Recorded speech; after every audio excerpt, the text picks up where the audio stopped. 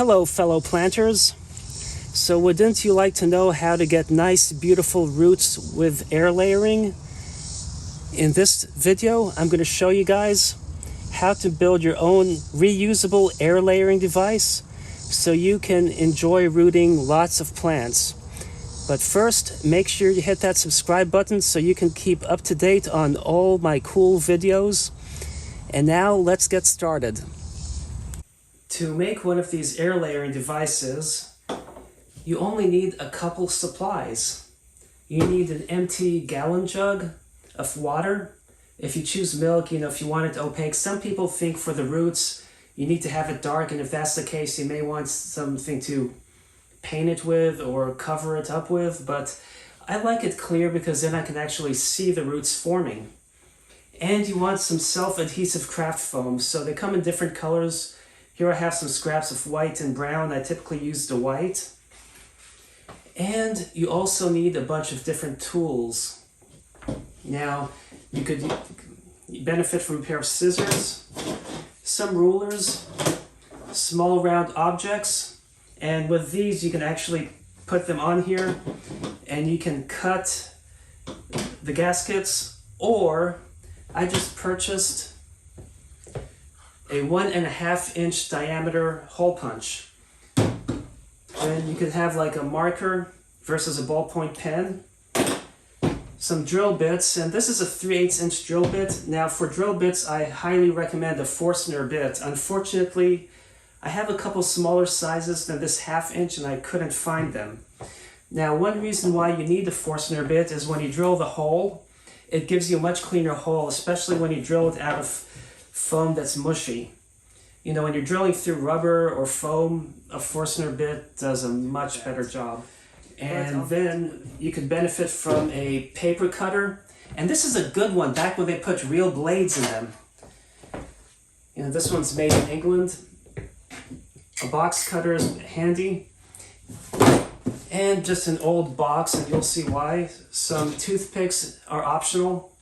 The first thing you want to do is get 10 or 12 round discs of the same diameter.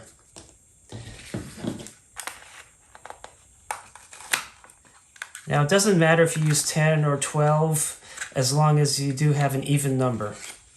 That's the more important thing. And if you do need to cut it more in that, if you're using a hole puncher like I am, you can always trim the ends and continue. So let me go there.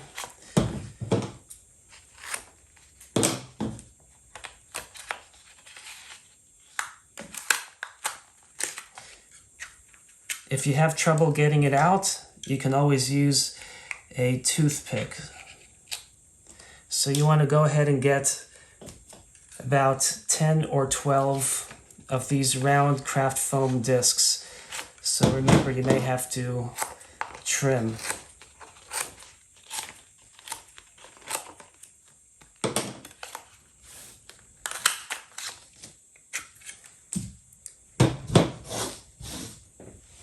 After getting the amount you need, you can go ahead and couple them together. Now, I put about 4 toothpicks just so I can make sure I get them lined up a lot better. So I have 5 here and 5 here. So I'm going to peel these. Oops, there's still a little more on there. Sometimes you have to worry about the, when you peel the sticker off to get the adhesive. Okay. So then stick this down in there with the sticky side up. I do the same thing for the first 4, sticky side up.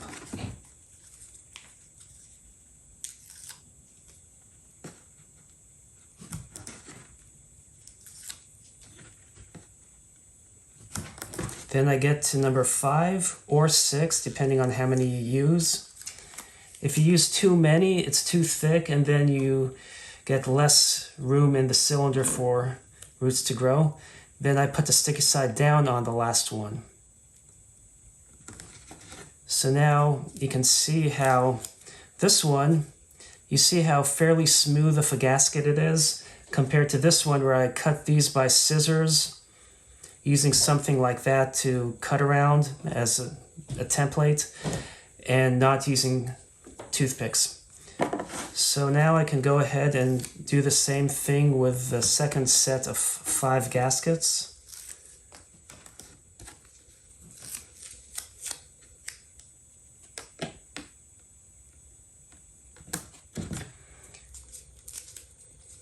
So now you have 2 equally thick gaskets. Okay, I have the drill charging, so I'm going to set these aside for now. Get back to this box, remove these, set the box aside, taking a gallon container, cut into the long piece as big as you can get.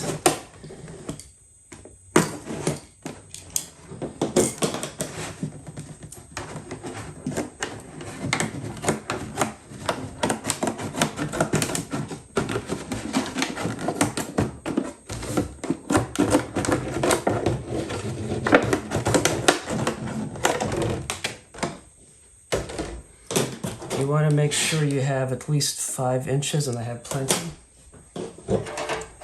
Then using my trusty paper cutter, you can take the edge here, you see how there's a textured edge, and use that to line it up so you can cut a flat, sharp edge. And from there, so then I can do the same thing on the other side.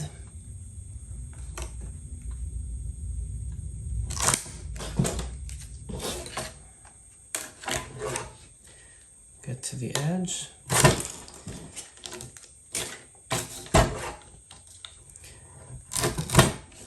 I cut it way too wide so it's curved, so you don't want too much curvature on the ends. But you want to make sure that one end is going to be at least 5 1/4 inches. And I have that 5 1/4. It's not perfectly square, but it's square with itself. Okay, that's flat. I have a little curve here, so I'm going to eliminate that.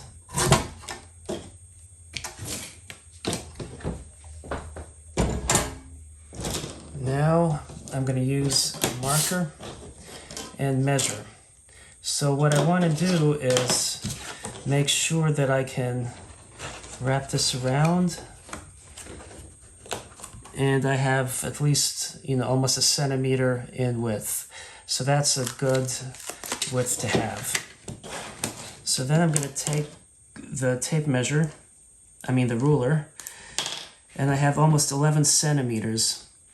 So if I go like 1 centimeter, and then I move from, I'm going to go to close to the edge and do from 1 1/2 to 2 1/2, which is a little longer than I want. And then from here, move this up and go from 1 1/2 centimeters, and up 1 centimeter. And then in between, it's about 6 centimeters. So to do 1 centimeter is like, here's where my math goes, like 2 to 8 is 6, so 1, 2, so 2 1/2 to 3 1/2. So 1, 2 1/2 to 3 1/2. So I'm just going to measure these to be safe. 2 in between and almost 3 in between. So this is a little off. So I go again. So 6 over 2 is 3. So from 3 I go from here, 2 1/2 to 3 1/2. Okay. And then you go a little parallel to it, further in. You want to be close to the edge because you don't have a lot of room to work with. And you just basically are cutting a groove, parallel to it. So one thing you want to do now is take the box cutter, push it in here, and just go to the edge. Oops, that dug in too deep, but that's not a big problem. Just wiggling it gives you a little better command of this.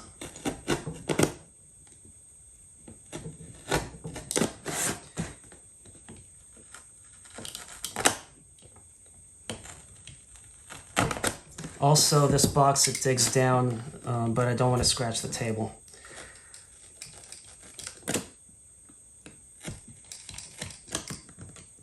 But using this method is a safe way to hinder yourself from slicing your fingers. So it's better to go this way so I don't cut that piece off.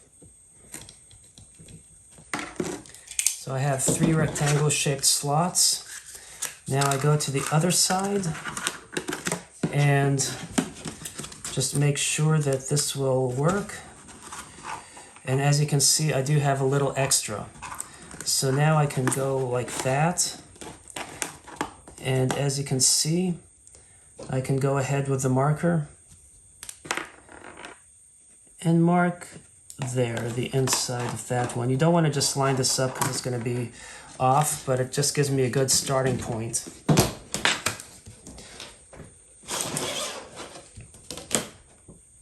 So I'm going to go in a little bit more and going to measure the same length, and from here we had 1.5 to 2.5, and there we had 1.5 to 2.5 almost, and then in between we had 6, so 2.5 to 3.5. Now that I've measured those, I'm going to make sure it's lined up.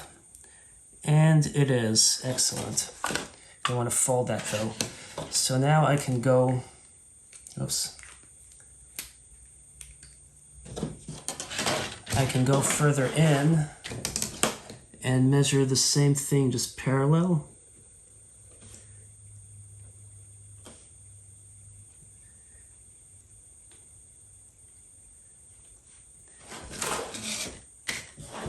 But then I want the outer edge to be narrower. Actually, I want the inner edge to be narrower, so I'm going to taper this in that way and taper this in that way. So basically, I'm making a trapezoid.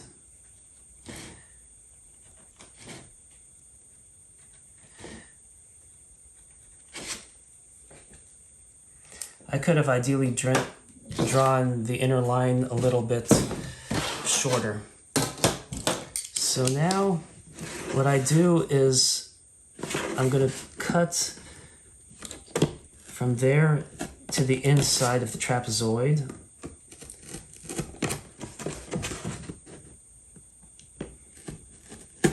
Oops.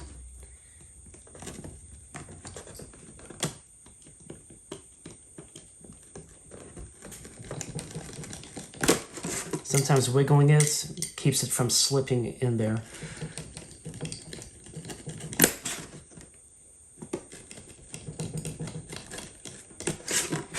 And then you want to cut the inner length. So you're only cutting 3 sides of this.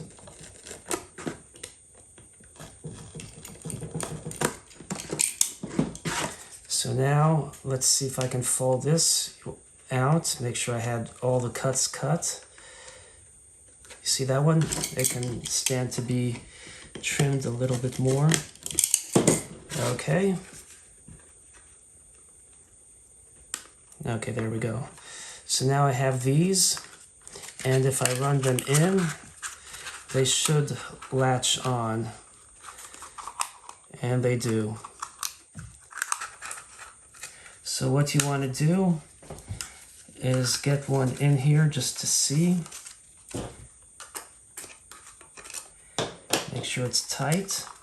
To drill the holes, you want to find a drill bit that's based on the size of the branch you want to use. And I really want something a little smaller than this, but I also want a Forstner bit. Unfortunately, I can't find my smaller sizes, so I'm going to have to make do with a 1/2 inch diameter. Now, using this bit, you see how the holes are not very good because this is flexible. So that's where the Forstner bit comes in handy. So using the Forstner bit, I go in the center and I just move slowly.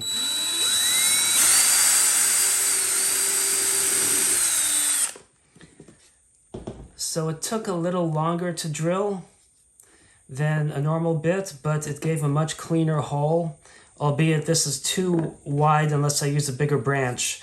Now, it doesn't make a big deal if one side is narrower than the other, because what you're going to do is use that narrow side and with the scissors trim it.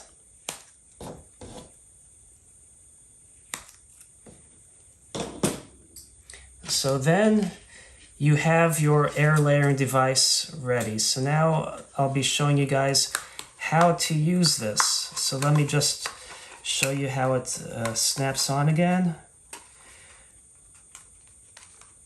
So it snaps on nicely. So now I'll show you guys how to use these, and I'll probably go with one of these smaller ones versus the longer one. And these actually that I made a few minutes ago, I can go ahead and trim as well to finish them.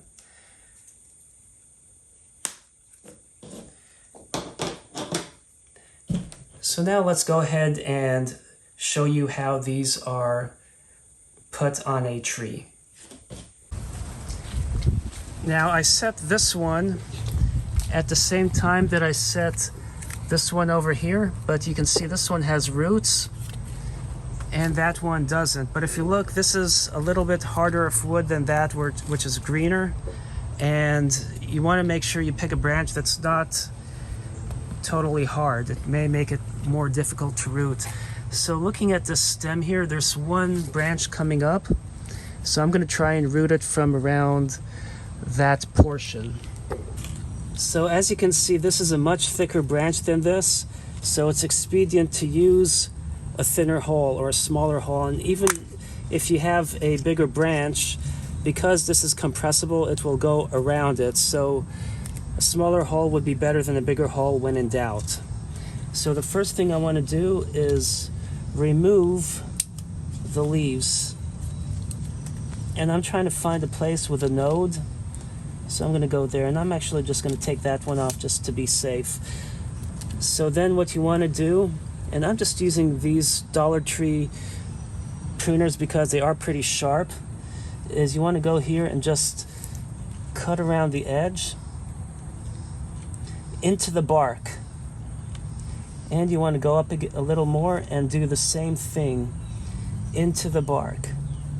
So then I can use this side and slice the bark off. You want to get into the inside. You don't want to just scrape the bark. When you just scrape the bark, you're not going to have much luck. And you just want to go all the way around. I like to use it at a place where there's a node, but you see how I'm just scraping the bark away, going down to the center of the stem. By leaving it attached to the tree, it's still being fed by the tree, but by digging it deep enough, it triggers it to start rooting.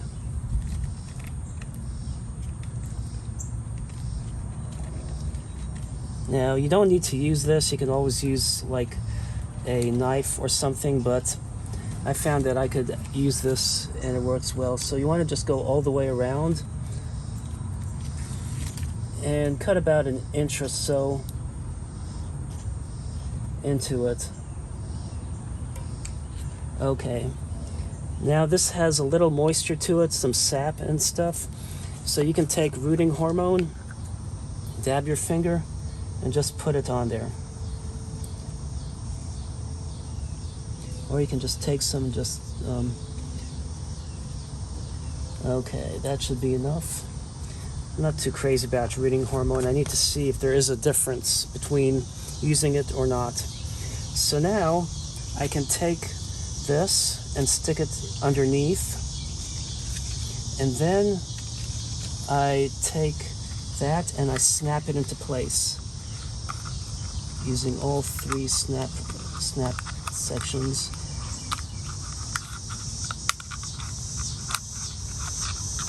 You know, this is such a small branch. I should have used the smaller one that I have, but that's fine. It will have more soil. So you see how it's sagging? But fortunately, this branch here will be a catch, so it doesn't sag all the way. Now I need to put some peat moss in here or long fiber sphagnum. So using an empty distilled water container, I have a slurry of peat moss and long fiber sphagnum that's collected rainwater. And it's really dirty and nasty, just the way the plants like it. So now I can stick these in here. And you know, it comes in nice and loose, and that gives the roots inside a lot of room to breathe, because roots do like to breathe. They don't like being too waterlogged. And this is in a nice shady part of the tree, so it actually will work out really well. So anyway, I'm getting this in there, and you see I don't have it fully mushed, and I'm not going to turn this around to try and wipe off all the rooting hormone off there. You know, when I push it in there, some of it will be wiped off the stem, but you don't really need too much. Some people say, oh, you have to really douse it in rooting hormone.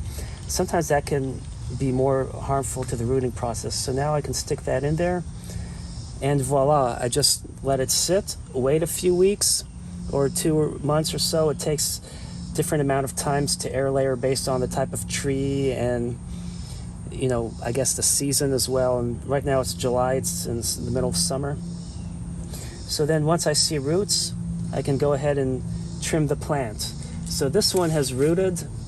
I can go ahead and take this, it's not the right shears, but cut this off the tree.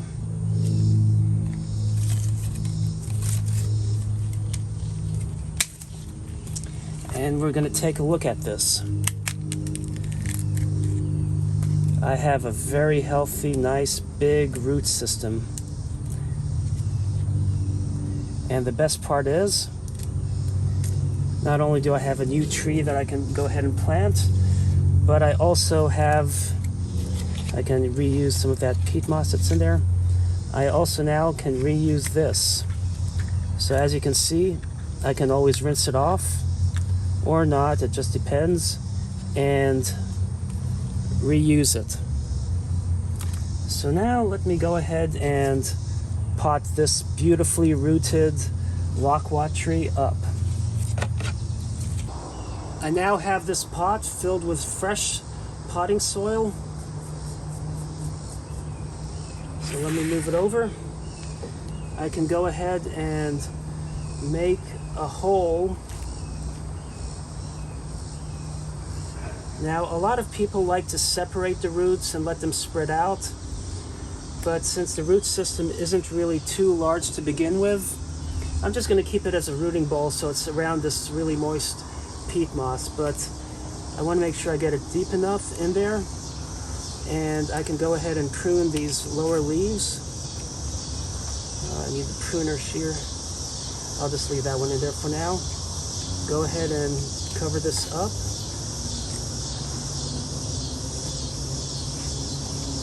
And as you can see, I can stand to add a little bit more soil in here because it compacts. In the meantime, I can go ahead and water this tree, and then as it compacts, I'll add some soil later on.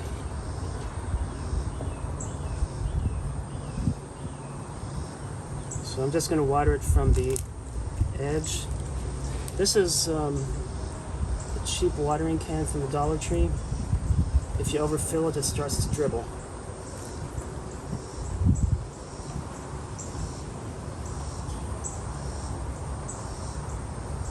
And it looks like it's about to rain, so this should get a good watering. I like to repot things outdoors before a rain because I ensure they get watered well. Anyway, I can go ahead and add more soil to fill this thing up, and then water it a little more, and I need to mow the lawn. Anyway, I hope you enjoyed this video and found it informative and are inspired to build your own reusable air layering device. Thanks for watching and happy planting!